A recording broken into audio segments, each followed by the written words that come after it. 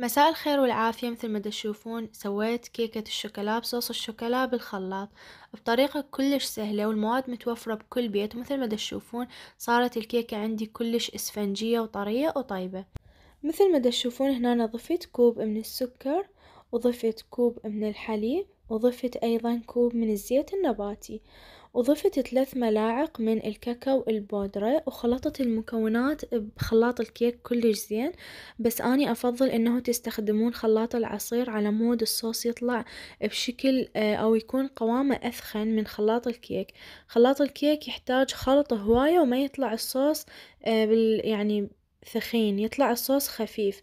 بس أنا كنت مستعجلة وحبيت استخدم هذا الخلاط، ومثل ما تشوفون بديت أخلطه. وبصراحة خلطته كلش هواي، بينما خلاط العصير بسرعة ينطيني نتيجة أسرع.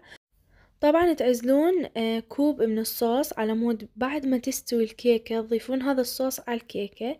بصراحة هذا الصوص كلش طيب، وتقدرون تسووه وحده وتستخدموه بالحلويات. وقلت لكم إذا استخدمتوه بخلاط العصير راح يطلع أثخن، كل ما تخلطوه أكثر كل ما يثخن أكثر. فهنا مثل ما تشوفون هذا قوامه مو كلش يعني كلش ثخين.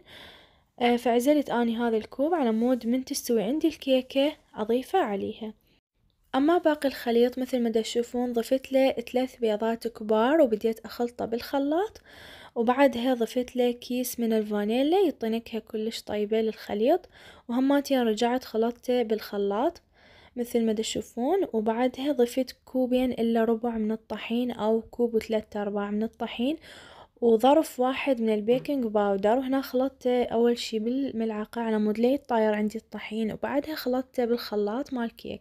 وهنا جبت قالب بايركس دهنته مثل ما تشوفون فقط بالزيت والكلينس، وبعدها صبيت الخليط مال كيك صار عندي بهذا الشكل. واكيد تشوه على درجة حرارة 180 سيليزي لحد تقريبا من 25 الى 30 دقيقة راح تشوفوه يستوي بهالشكل هذا.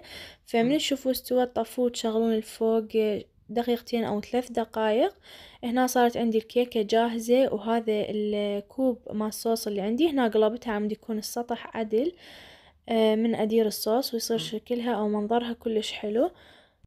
وحتى تشوفون القاعدة هنا بديت أضيف أول شي قطعتها قبل لا أضيف الصوص على مود الصوص يتداخل بالكيك. فهنا بديت أقطعها بهذا الشكل بشكل قطع يعني متساوية.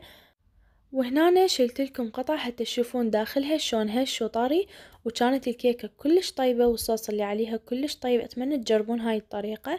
هنا بديت أضيف الصوص بهذا الشكل. طبعا أهم شي إنه يتوزع يعني على كل الكيكة.